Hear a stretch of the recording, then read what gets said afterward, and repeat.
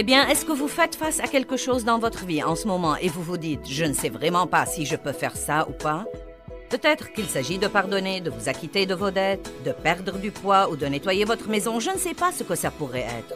Eh bien, aujourd'hui, nous allons parler de faire face aux défis d'une manière qui vous donne la garantie de les surmonter.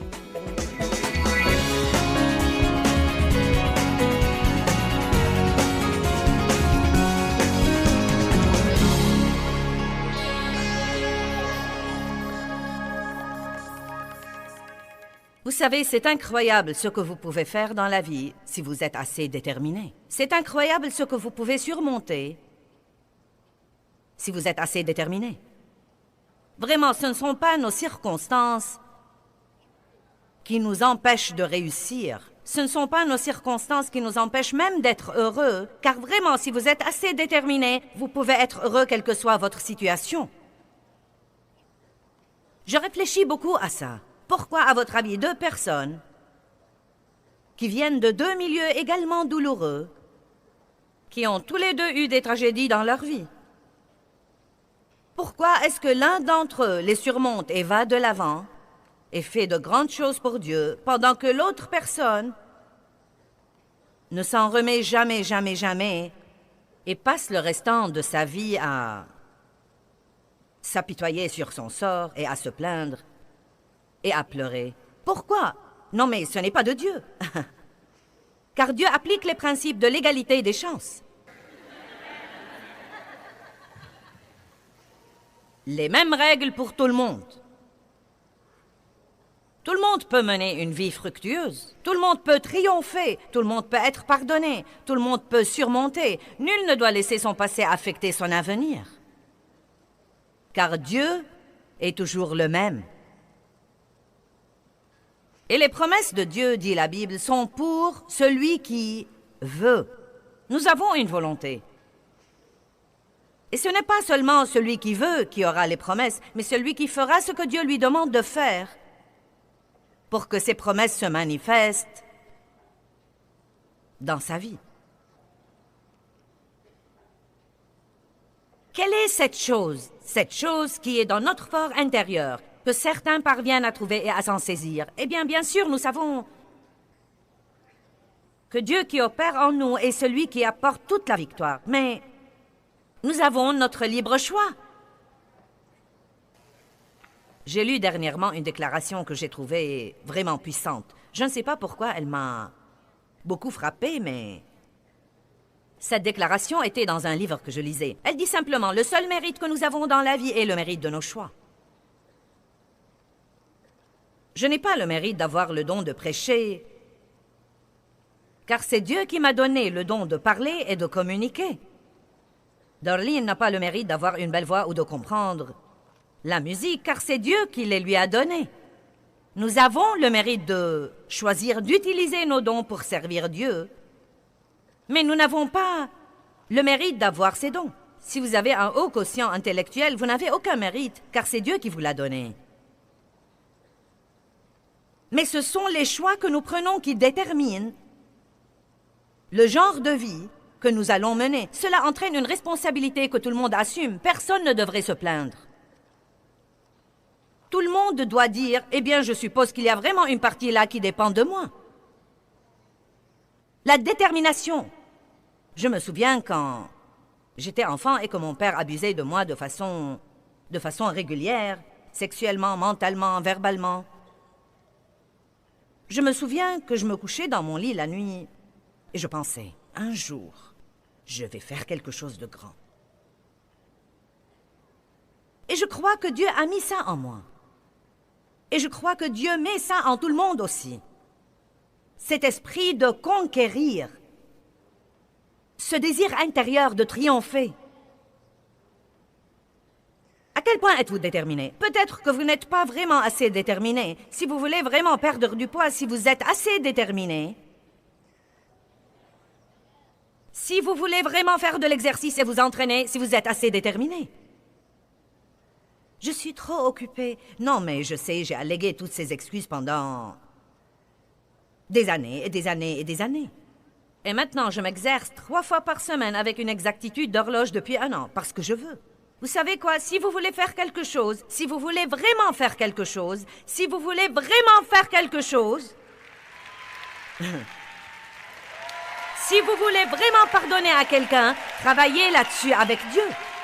Si vous voulez vraiment être heureux, si vous voulez vraiment avoir la paix, c'est pourquoi nous devons arrêter de dire « Eh bien, si seulement... si seulement... » Nous n'avons pas besoin de souhaits, nous avons besoin de volonté. Et nous devons être déterminés. Nous devons être déterminés à ne pas permettre au diable de gouverner nos vies. Nous devons être déterminés à ne pas vivre dans l'amertume, le ressentiment et le non-pardon. Nous devons être déterminés à ne pas laisser le mauvais choix de quelqu'un d'autre gouverner notre niveau de joie. Mais ne jugez pas d'après vos sentiments. Oh, mais je sens... Philippiens 3:10, Paul dit, « Car mon but déterminé est de le connaître et la puissance de sa résurrection. » Êtes-vous déterminé à connaître le Christ? Vous savez, c'est plus profond que d'entendre parler de lui. Non, mais vous pouvez entendre parler de lui en écoutant les prédicateurs, mais si vous voulez vraiment le connaître,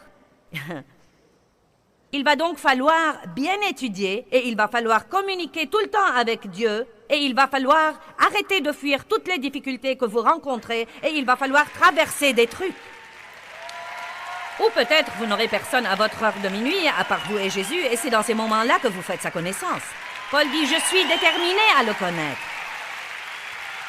Nous devons être déterminés à résister au diable.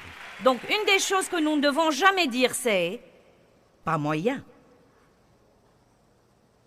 Je hais cette phrase. Il n'y a vraiment pas moyen. Il n'y a pas moyen que je m'acquitte de mes dettes. Il n'y a pas moyen que ce mariage marche. Vous regardez un membre de votre famille ou un ami ou un bien-aimé, eh bien, il n'y a pas moyen que tu changes. Bien, vous vous regardez vous-même et vous vous dites, eh bien, il n'y a pas moyen que je change. Il n'y a pas moyen que je récupère ma ligne et ma santé et que je sois en bonne forme. Je crois qu'il n'y a pas moyen que je me sente bien. Eh bien, je crois qu'il n'y a pas moyen d'avoir la paix dans ce foyer.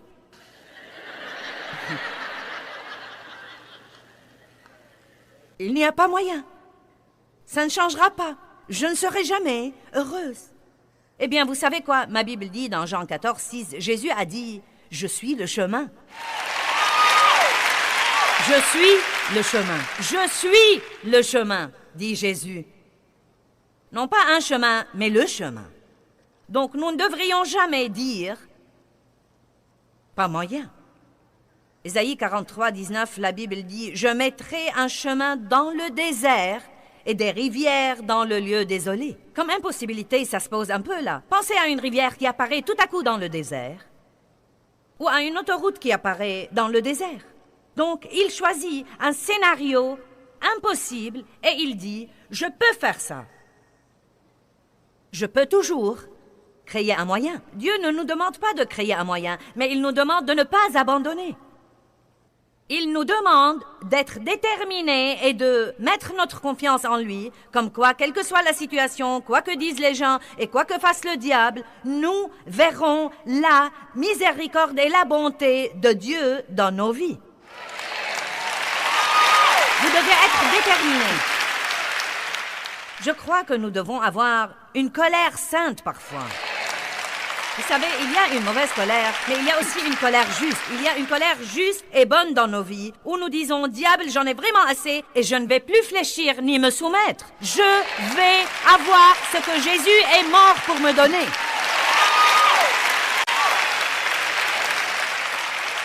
Vous savez, il y a plusieurs années, j'ai décidé que je vais avoir la paix. Car je voyais mon mari jouir de sa vie et jouir de la paix, alors que j'étais tout le temps surmenée et sur le point de craquer. Et je me suis dit, excusez-moi, nous avons tous les deux les mêmes problèmes. Je l'observais jouir de la vie pendant que j'étais malheureuse tout le temps. Et évidemment, la solution venait finalement et tout s'arrangeait. Et quand j'avais la solution, j'étais heureuse et j'avais la paix. Mais il avait toujours cette joie et cette paix. Et après l'avoir observé pendant 20 ans, je me suis dit, minute! Peut-être que j'en fais pas ça comme il faut. Mais vous savez quoi? Je n'ai pas décidé d'avoir la paix et elle est tombée sur moi le lendemain. Vous savez ce que j'ai dû faire? J'ai dû commencer par la vérité du problème. Je n'ai pas la paix. Et puis j'ai dû travailler dur pour trouver la paix en me demandant pourquoi je n'avais pas la paix. Et vous savez, mes circonstances n'avaient rien à voir là-dedans, car Dave avait les mêmes problèmes que moi. C'était ma façon d'aborder la vie. C'était le processus de mes pensées. C'était que je laissais mes émotions me contrôler. C'était beaucoup de trucs que je disais, car vous pouvez vous vexer avec votre propre bouche. Non, mais je pouvais me persuader de piquer une crise en 5 minutes. Non, mais une crise à part entière, acharnée. Et je n'avais pas besoin de très longtemps pour le faire. Mais vous savez quoi? Vous pouvez également vous persuader de vous taire. Retiens-toi, Joyce. Eh bien, garde ta paix, garde ta paix, garde ta paix.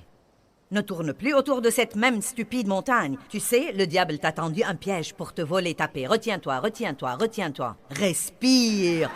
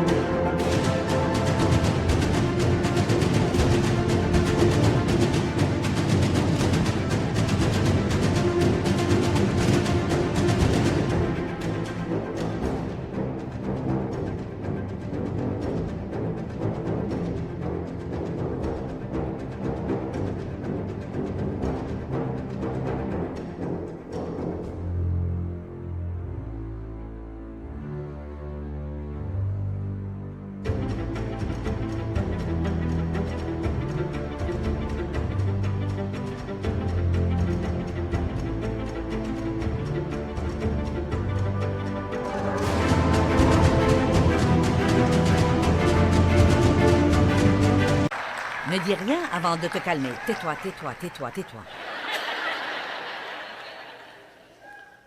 Ça m'a pris beaucoup d'années. Et à vrai dire, je suis passée par un ajustement plutôt bizarre. Car quand j'ai commencé à avoir la paix, je m'ennuyais.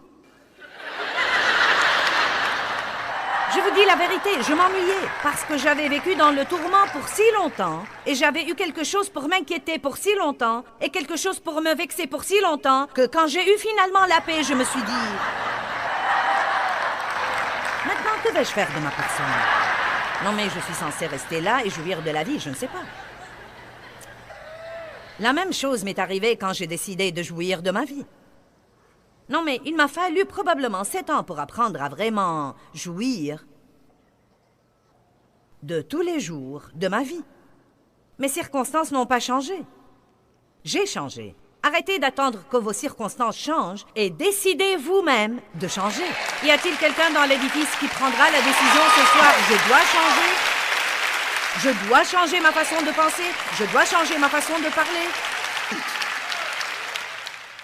Je dois changer mon attitude parce que Dieu est équitable et juste et il me donne les mêmes chances qu'il donne à tous les autres. Qu'arriverait-il si nous disions « j'ai les mêmes chances qu'ont tous les autres » au lieu de « si seulement j'avais certaines chances ».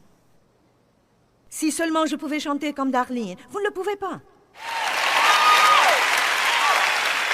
Donc ce que vous devez faire, c'est de trouver ce que vous pouvez faire et de le faire. Arrêtez de dire « pas moyen ». Soyez agressif et trouvez un moyen.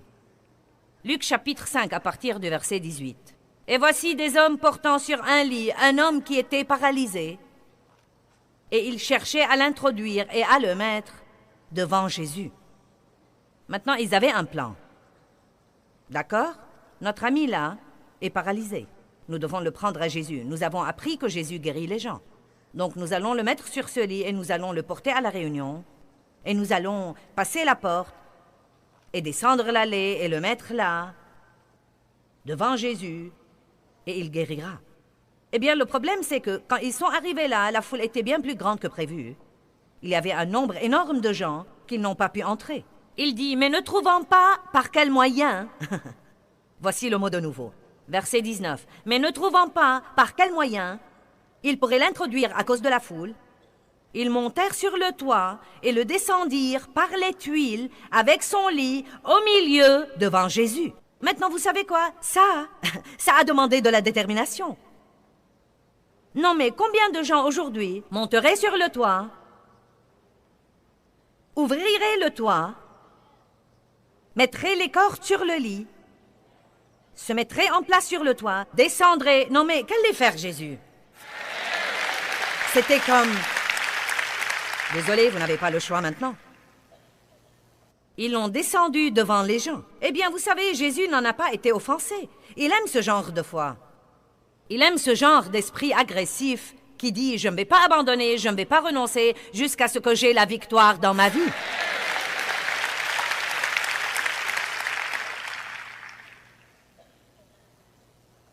Verset 20. Et quand il a vu leur confiance en lui, née de leur foi, il a dit « Homme, tes péchés te sont pardonnés. » Puis il a guéri l'homme. Leur foi a impressionné Jésus. Vous savez, la foi est toujours agressive. La foi est toujours agressive, que ce soit dans l'esprit ou dans les mesures que Dieu vous mène à prendre. Nous ne devons pas faire un tas de trucs charnels pour faire que quelque chose se produise et pour être présomptueux. Mais nous devons vraiment être prêts à écouter Dieu, et quand Dieu nous dit « agissez », nous devons agir. Et la foi, c'est de se lancer dans quelque chose que vous n'êtes pas à 100% sûr qu'il va marcher. Tout ce que vous avez, c'est un pressentiment dans votre cœur. Et donc, vous faites ce petit pas et vous voyez comment les choses marchent. Et si ça va, vous faites alors un autre pas et vous voyez comment ça marche. Et si ça va, vous faites un autre pas et vous voyez comment ça marche. Et c'est comme ça que nous marchons par la foi. Un pas à la fois. Et il en va de même pour tout le monde. Eh bien, comment saurais-je si c'est bien? Allez vous en assurer. Priez là-dessus. Assurez-vous de ce que vous avez dans votre cœur. Ne demandez pas à trop de gens ce qu'ils pensent, car vous vous y perdrez.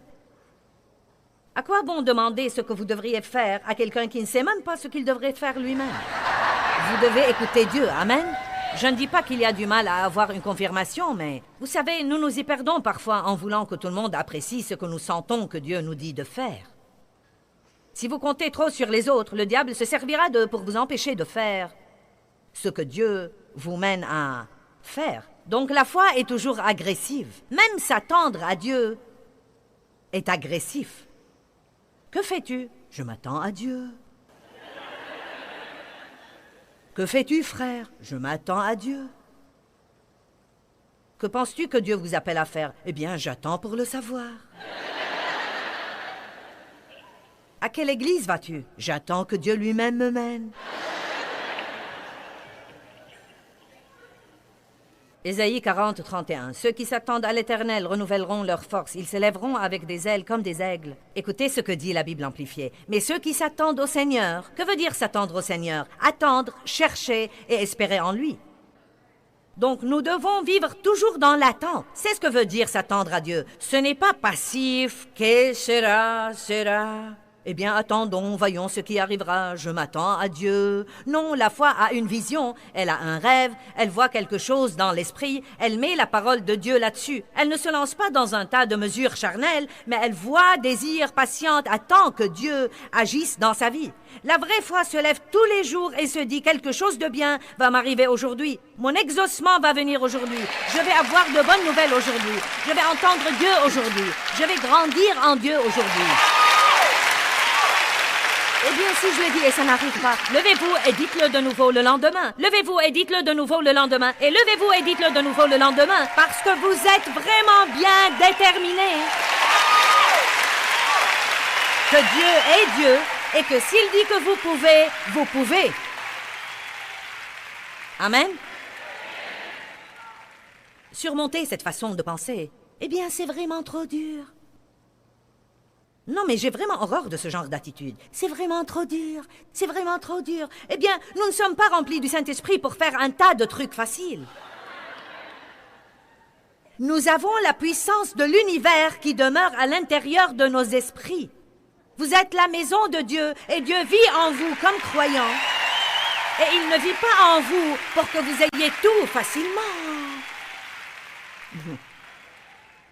Vous pouvez faire tout ce que vous devez faire dans la vie. Vous devez assimiler ça au-dedans de vous. Et vous devez vous le dire des milliers et des milliers et des milliers de fois. Je peux faire tout ce que je dois faire et je ne renoncerai pas et je n'abandonnerai pas. Je suis déterminée à le connaître et la puissance de sa résurrection qui me ressuscite d'entre les morts, même quand je suis dans le corps. Marc chapitre 10, verset 46. Je vais vous dire quelque chose que le monde a besoin de voir. Et je crois ça de tout mon cœur. Je crois que le monde a besoin de voir le courage. Vous m'avez entendu? Je crois que l'un des plus grands témoignages que vous puissiez donner à vos enfants, c'est de vivre avec courage. Et je crois que si vous vivez devant vos enfants avec courage, ils attraperont ce courage de vous. Ma mère, dans son innocence, a vécu dans une telle peur de mon père. Et vous savez, quand vous voyez les autres vivre dans la peur, cette peur vous est transmise dans votre vie. Nous avons tous grandi dans la peur. Tout le monde avait peur de papa. Et j'ai horreur de ce stupide esprit de peur. Parce que tout ce qu'il fait, c'est de nous voler tout ce que Jésus est mort pour nous donner. Nous recevons de Dieu par la foi, mais nous recevons du diable par la peur. La peur est la version pervertie de la foi de l'ennemi. Quand nous avons peur, nous mettons notre foi dans ce que l'ennemi nous dit et nous montre, plus que dans ce que Dieu nous dit et nous montre. La peur est un esprit qui produit des sentiments, mais nous pouvons faire les choses même si nous devons les faire en ayant peur, si nous nous rendons compte que Dieu est avec nous tout le temps. Marc 10, 46. Ils arrivèrent à Jéricho, et lorsque Jésus en sortit avec ses disciples et une assez grande foule, Bartimée, un mendiant aveugle, ces circonstances n'étaient pas fameuses. Le fils de Timée était assis sur le bord du chemin, et ayant entendu dire que c'était Jésus de Nazareth, Bartimée se mit à crier. Il n'a pas chuchoté, il a crié. Il a vu son moment. Il était déterminé à ne pas rater son moment. « Jésus, fils de David, aie pitié de moi maintenant !» J'aime vraiment ça. Vous savez, David, dans les psaumes, a dit « Seigneur, envoie la prospérité maintenant. » Je n'ai pas besoin d'un exaucement demain, j'en ai besoin aujourd'hui. Je dois t'entendre aujourd'hui. Peut-être que nous devons être un peu plus hardis et un peu plus courageux. Respectueusement hardis, mais plus hardis dans nos prières parce que la Bible dit que Dieu peut faire extrêmement abondamment au-delà de tout ce que nous osons espérer, demander ou penser. Le courage. Nous devons être des gens courageux. Nous devons être des gens déterminés. Et la même chose qui arrive d'habitude est arrivée à Bartimée. Quand vous essayez de faire des progrès, quelqu'un autour de vous vous dira que ça ne marchera pas. Bonjour. J'ai dit que quand vous essayez de faire des progrès, quand vous essayez de vous élever au niveau d'après, quand vous essayez de faire cette autre chose que vous croyez...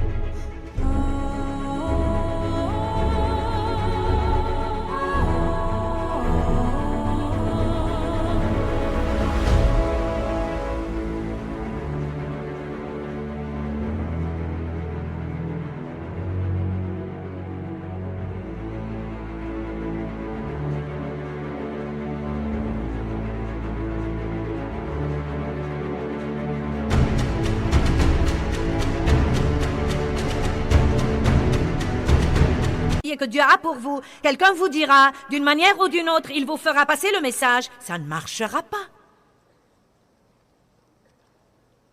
Je n'oublierai jamais quand j'avais 32 ans et que Dieu m'a appelé à faire ce que je fais, et j'étais si excitée.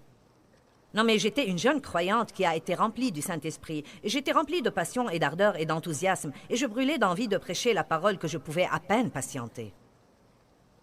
Et je priais, et je croyais Dieu, et je faisais tout ce que je savais faire. Non, mais nous n'avions rien. Nous achetions les chaussures de nos enfants dans des vides-greniers. Et nous payions la dîme, et nous donnions, et nous semions, et nous croyions Dieu pour des exaucements et des miracles. Certains de mes amis, vous savez, des amis, comme les amis de Job. Nous avions un feu de joie un soir, vous savez. Nous faisions griller des guimauves et nous le faisions dans une fête d'église. Et elle a dit, une fille a dit, Joyce, quelqu'un nous a dit, que tu crois que Dieu t'a dit, que tu vas avoir un des plus grands ministères au monde dirigé par une femme. Tu as vraiment dit ça? Et j'ai dit, oui, je crois que Dieu m'a parlé. Et elle m'a dit, psst. Elle m'a dit, franchement, nous en avons parlé et nous ne croyons pas que ce soit possible avec ta personnalité. C'est ce qu'elle m'a dit, franchement. Plus tard, elle a fini par travailler pour moi, mais nous n'avons pas le temps de raconter cette histoire.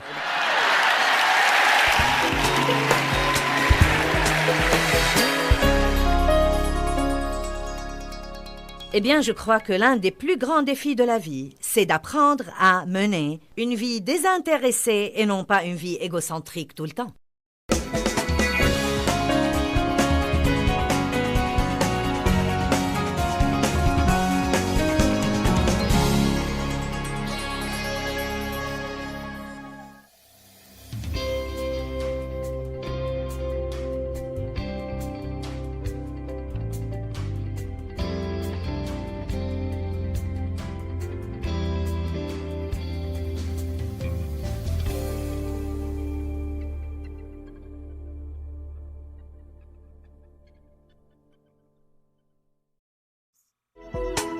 Quelle est votre première réaction à une situation difficile dans la vie? Est-ce que vous vous dites tout de suite « Je peux faire ça? Dieu me le permettra, il me fortifiera » Ou est-ce que vous vous dites « Oh, je crains de ne pas pouvoir y arriver, je crois que ça va vraiment m'écraser » Vous savez quoi? Vous pouvez surmonter tous les problèmes de la vie si vous appliquez les principes de Dieu à ces situations. Nous allons parler de ceci et d'autres choses aujourd'hui, d'en jouir de la vie de tous les jours.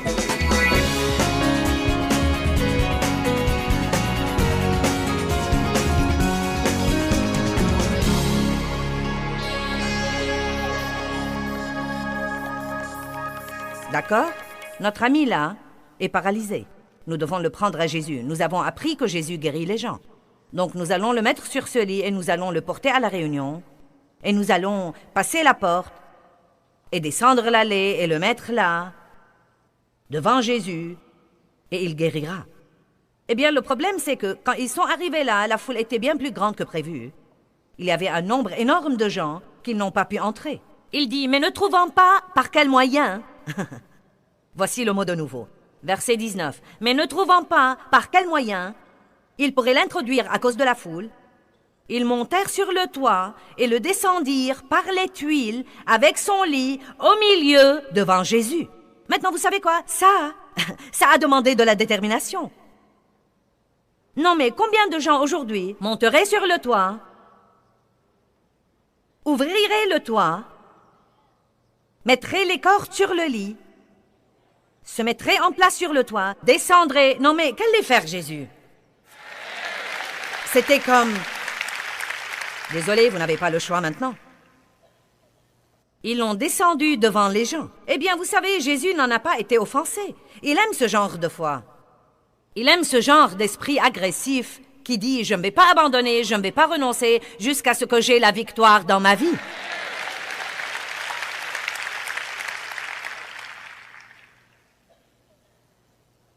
Verset 20. Et quand il a vu leur confiance en lui, née de leur foi, il a dit « Homme, tes péchés te sont pardonnés. » Puis il a guéri l'homme.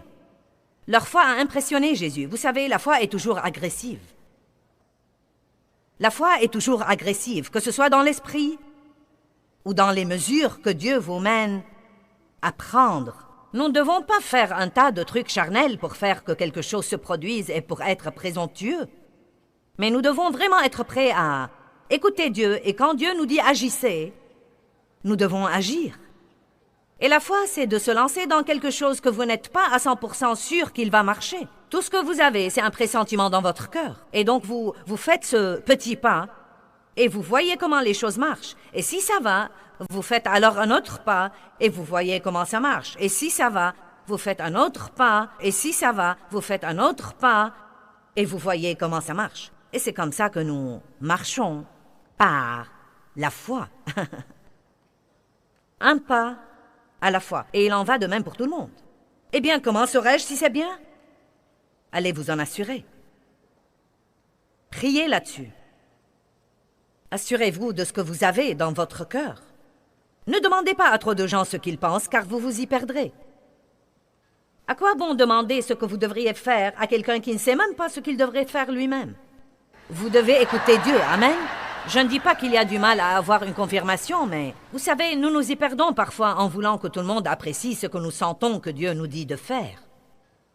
Si vous comptez trop sur les autres, le diable se servira d'eux pour vous empêcher de faire ce que Dieu vous mène à faire. Donc la foi est toujours agressive. Même s'attendre à Dieu est agressif. Que fais-tu? Je m'attends à Dieu. Que fais-tu, frère? Je m'attends à Dieu.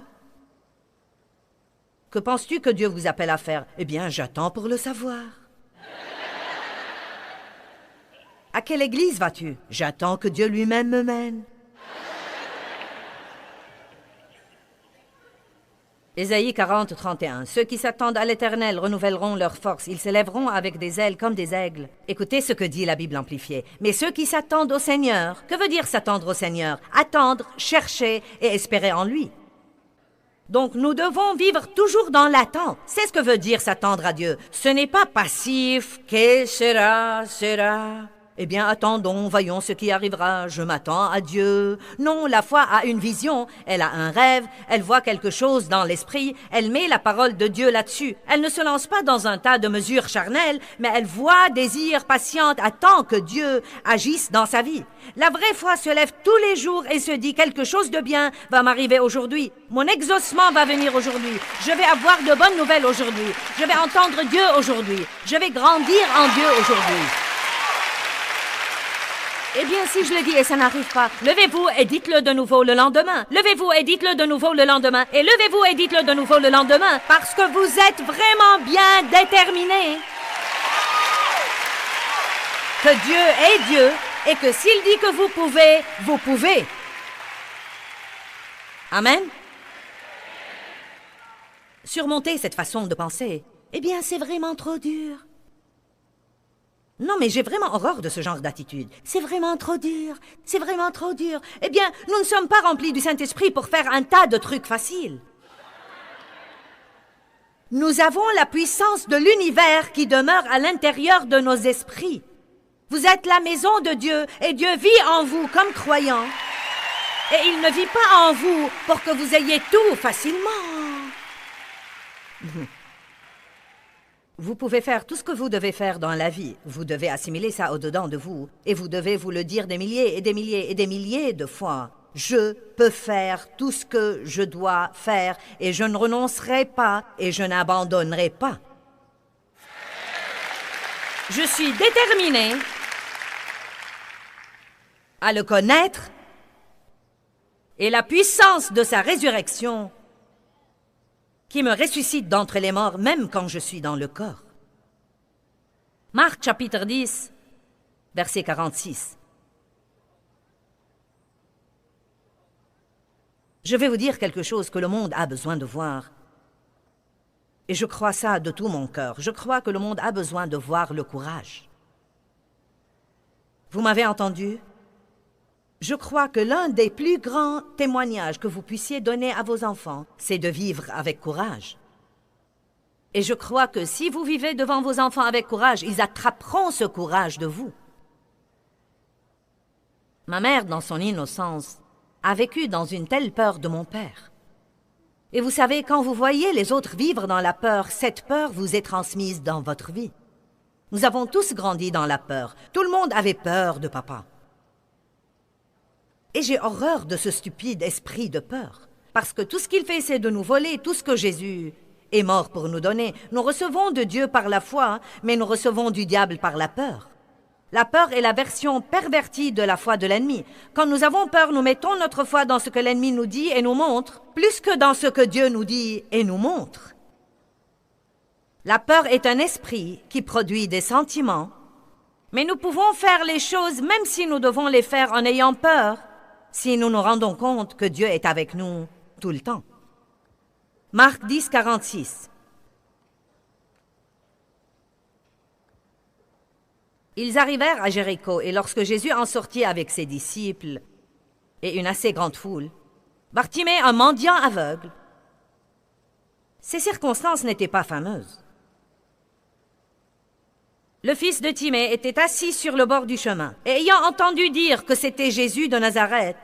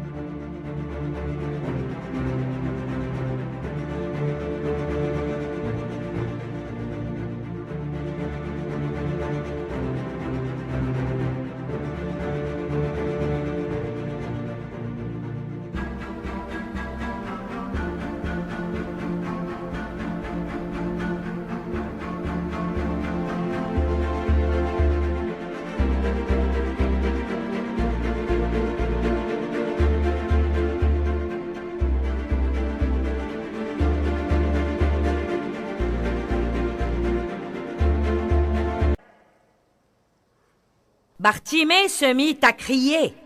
Il n'a pas chuchoté, il a crié. Il a vu son moment. Il était déterminé à ne pas rater son moment. Jésus, fils de David, aie pitié de moi maintenant. J'aime vraiment ça. Vous savez, David, dans les psaumes, a dit « Seigneur, envoie la prospérité maintenant. » Je n'ai pas besoin d'un exaucement demain, j'en ai besoin aujourd'hui. Je dois t'entendre aujourd'hui. Peut-être que nous devons être un peu plus hardis et un peu plus courageux. Respectueusement hardis, mais plus hardis dans nos prières parce que la Bible dit que Dieu peut faire extrêmement abondamment au-delà de tout ce que nous osons espérer, demander ou penser. Le courage. Nous devons être des gens courageux. Nous devons être des gens déterminés. Et la même chose qui arrive d'habitude est arrivée à Bartimée. Quand vous essayez de faire des progrès, quelqu'un autour de vous vous dira que ça ne marchera pas. Bonjour. J'ai dit que quand vous essayez de faire des progrès, quand vous essayez de vous élever au niveau d'après, quand vous essayez de faire cette autre chose que vous croyez que Dieu a pour vous, quelqu'un vous dira, d'une manière ou d'une autre, il vous fera passer le message, ça ne marchera pas. Je n'oublierai jamais quand j'avais 32 ans et que Dieu m'a appelé à faire ce que je fais, et j'étais si excitée. Non, mais j'étais une jeune croyante qui a été remplie du Saint-Esprit, et j'étais remplie de passion et d'ardeur et d'enthousiasme, et je brûlais d'envie de prêcher la parole que je pouvais à peine patienter.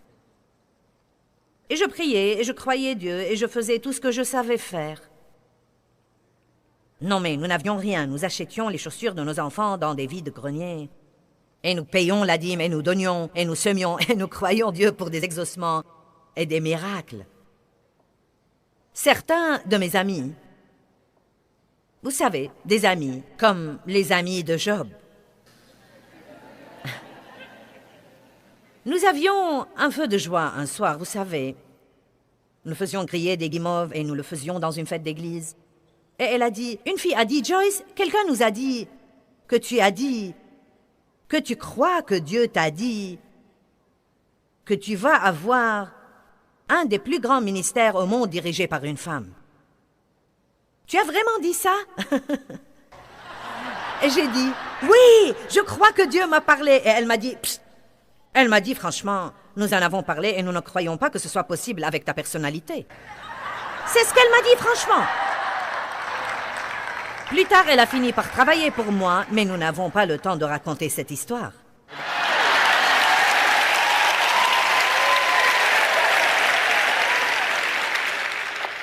Donc, Bartimée l'aveugle a vu sa chance. Il n'allait pas se taire. Il a commencé à crier « Jésus, aide-moi maintenant !» Verset 48. Plusieurs le critiquaient et le réprimandaient sévèrement, lui demandant de se tenir tranquille et de se taire. Quelqu'un a jamais essayé de vous faire taire d'une façon ou d'une autre? Mais Bartimée avait ce qu'il fallait, mais il a continué à crier. Mais il a continué à crier. Et la Bible dit que quand ils ont essayé de le faire taire, il a crié beaucoup plus fort.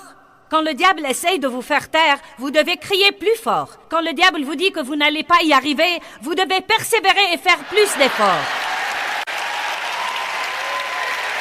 L'ennemi peut venir contre nous par un chemin, mais il fuira devant nous par plusieurs chemins. Le malheur atteint souvent qui? Le juste, mais l'Éternel le délivre de combien? De tous. Mais vous voyez, vous pouvez abandonner si vous voulez. Si vous voulez, vous pouvez faire ce qu'a fait l'homme qui était couché au bord de la piscine de Bethesda pendant 38 ans, en attendant son miracle.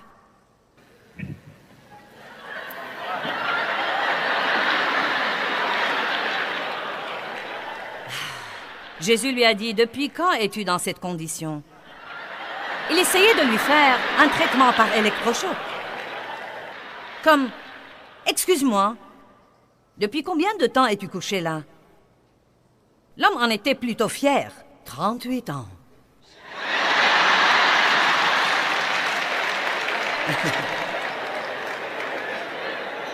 Et une fois par an, un ange venait agiter l'eau, et quand elle commençait à faire des bulles, celui qui descendait dans la piscine le premier avait un miracle. Donc pour 38 ans, ce type était couché là, et attendait cet événement qui se produisait une fois par an où un ange venait agiter l'eau. Et Jésus a dit à l'homme, « Depuis quand es-tu couché là ?» Et puis il lui a dit, « Est-ce que tu veux vraiment guérir ?»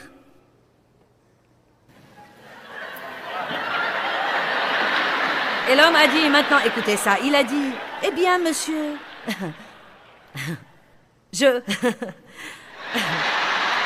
Ce type me déchire vraiment. Il a dit, « Je n'ai personne pour me jeter dans la piscine. » C'est dans Jean chapitre 5. « Je n'ai personne pour me jeter dans la piscine. » Il dit, « Mais chaque fois que j'y vais, un autre descend avant moi. » Non, mais n'est-ce pas que toute la question est là? Eh bien, je n'ai personne pour le faire à ma place, et chaque fois que j'essaye de faire quelque chose, quelqu'un d'autre me devance. J'ai cru Dieu pour cette promotion, et tous les ans, quelqu'un d'autre là à ma place, et je ne comprends pas pourquoi. Eh bien, j'en ai vraiment assez. Eh bien, vous savez quoi? Jésus ne s'est pas mis à bavarder avec le type et à lui dire « Oh, pauvre de toi, je te plains vraiment, je n'arrive pas à croire que tu aies été traité comme ça dans la vie. » Vous savez ce que Jésus lui a dit? « Lève-toi! Lève-toi! Lève-toi! » Et j'aime la deuxième partie. « Et prends ton lit! » En d'autres termes, ne laisse pas ton désordre là où tu étais couché. Vous savez quoi? Non, mais ce type n'avait pas de bon sens. Il n'avait pas de détermination. Vous savez quoi? En 38 ans... Non, mais 38 ans, c'est longtemps pour se tortiller. Vous savez quoi? En 38 ans, j'aurais atteint le bord de cette piscine. Et vous savez quoi? J'aurais été prête.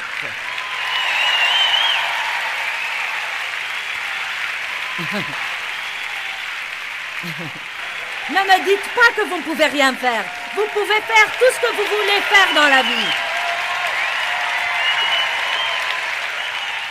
Mais vous devez être déterminé. Et personne d'autre ne peut être déterminé à votre place. C'est quelque chose que vous devez chercher dans votre esprit et trouver. Arrêtez de vous apitoyer sur votre sort et arrêtez de trouver des excuses et arrêtez d'attendre que quelqu'un d'autre vous arrange tout dans votre vie. Et dites, je suis déterminé. Je me suis décidé. Je vais persévérer et persévérer jusqu'à la fin. Je vais franchir la ligne d'arrivée et je vais faire ça avec joie. Je vais jouir de ma vie.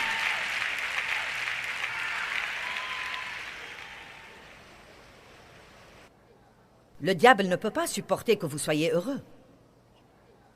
Votre rire le rend fou. C'est pourquoi la Bible dit « Dieu siège dans les cieux et se rit de ses ennemis ». Bartimée, l'aveugle, a continué à crier beaucoup plus fort. Il criait « Oh, Jésus, fils de David !» Jésus s'est arrêté. Pour qui s'arrête Jésus? Pour ces quelques courageux. Non pas pour les plus intelligents et plus beaux, non pas pour ceux qui viennent des meilleurs milieux, non pas pour ceux qui ont la meilleure éducation, non pas pour ceux qui ont les plus grands dons, mais pour ceux qui ont le courage, pour ceux qui ont la détermination, pour ceux qui disent « Je ne vais pas être privé. Si Dieu dit que quelqu'un peut l'avoir, c'est moi qui l'aurai. » Et quand Jésus trouve quelqu'un comme ça, il s'arrête. Vous savez, je parie qu'il y avait beaucoup de gens qui criaient. Mais Jésus a entendu Bartimée.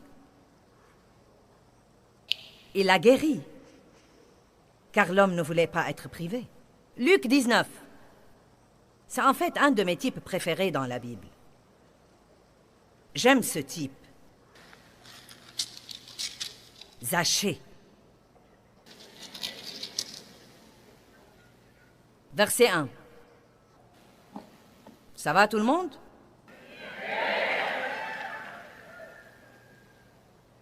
Et Jésus entra dans Jéricho et traversa la ville. Et voici un homme appelé Zachée, et il était chef de publicain, et il était riche, il avait un avantage. Et il cherchait à voir Jésus, et voulait savoir lequel il était, mais il ne pouvait y parvenir, car il était petit de taille, cela veut dire qu'il était court.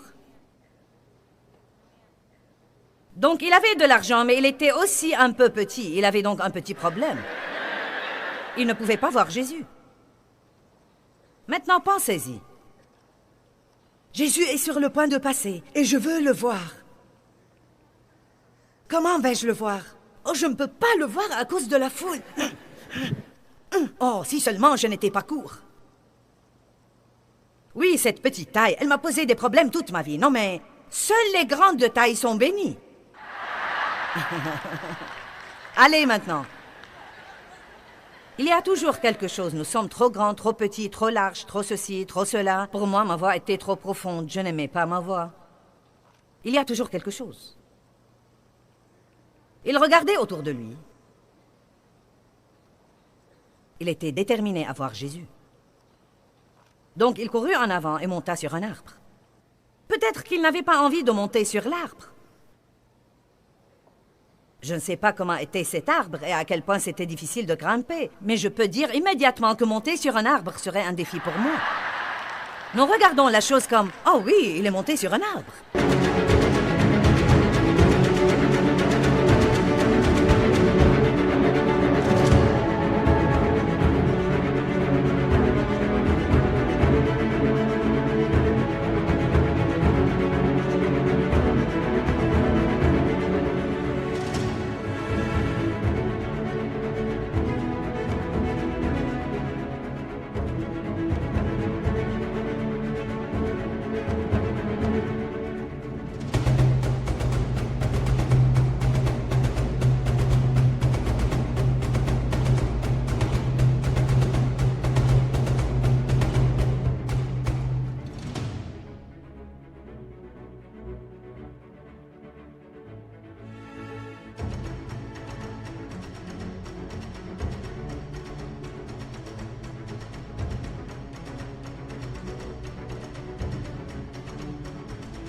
Mais ce n'était pas aussi facile que ça.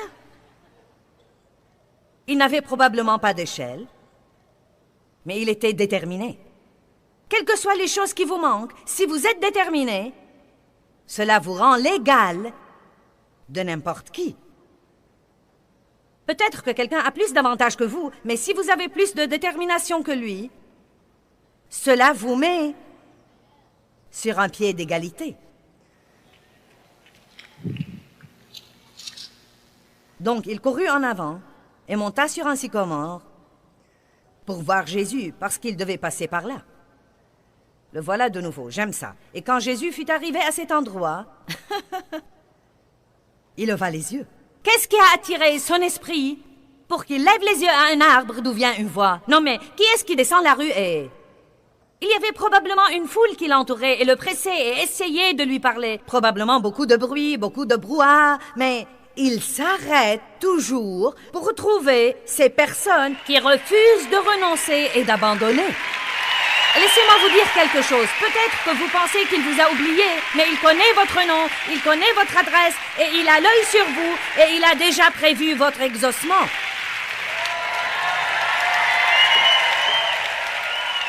Votre jour de délivrance n'est pas loin. Ne renoncez pas et n'abandonnez pas. Voici ce qui est arrivé. Jésus a levé les yeux. Et voici ce qu'il a dit. Descends vite car je vais dîner chez toi. Oui. Qu'est-il arrivé? Tout le monde s'est fâché. Eh bien, pourquoi vas-tu chez lui? Pourquoi lui et pas moi?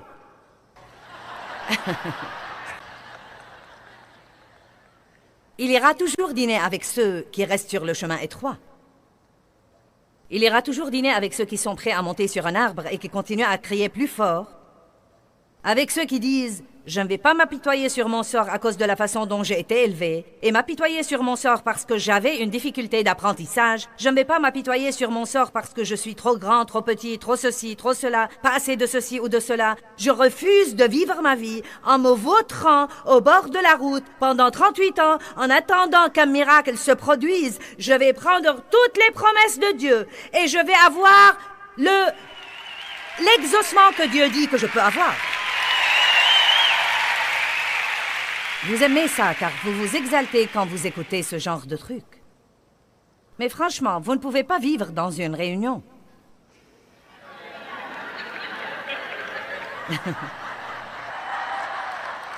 Donc, à la maison, vous n'avez pas un leader spirituel. Il va falloir que vous vous éveilliez dans le Saint-Esprit et que vous vous parliez tout seul un peu. Il va falloir que vous disiez tout le temps « Je ne vais pas renoncer, je ne vais pas renoncer, je ne vais pas renoncer ».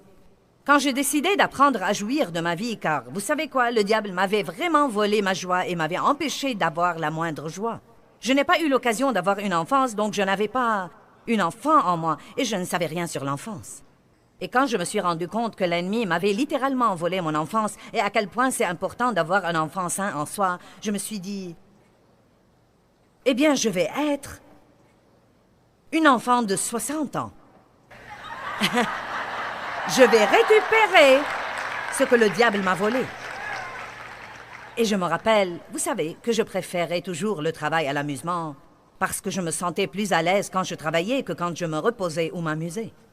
Et un jour, j'étais invitée à aller quelque part et je montais l'escalier pour me préparer. Et voici cette vieille voix de condamnation. « Eh bien, tu ne devrais vraiment pas faire ça, tu devrais travailler. » J'ai crié à plein poumon. « Diable!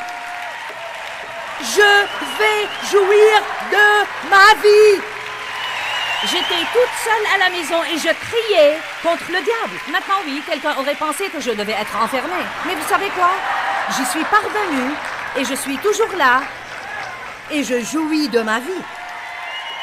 Mais j'ai dû être déterminée. Et il y a toujours des jours où je dois être déterminée. Et il y a des jours où je dois être déterminée à garder ma paix. Et des jours où je dois être déterminée à pardonner. Et déterminée à étudier. Et déterminée à faire de l'exercice. Et déterminée à manger comme il faut. Cela ne vous mène à rien dans la vie. De rester là à ne rien faire et à souhaiter et souhaiter et souhaiter et souhaiter et souhaiter.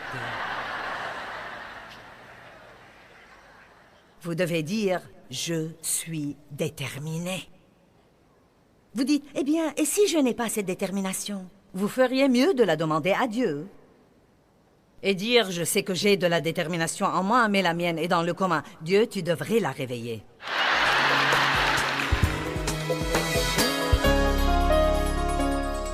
Eh bien, je crois que l'un des plus grands défis de la vie, c'est d'apprendre à mener une vie désintéressée et non pas une vie égocentrique tout le temps.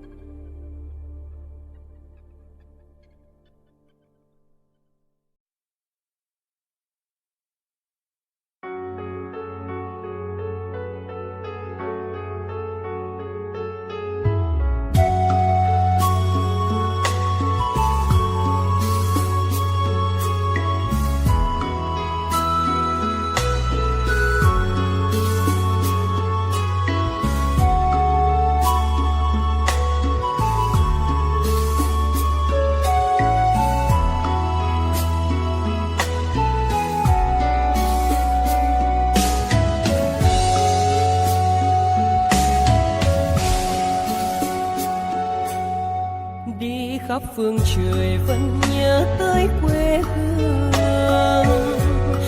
Người về đây thăm làng Trù quê mẹ và làng Sen quê cha, xúc động bồi hồi người rơi giọt lệ, thương mái nhà cháy.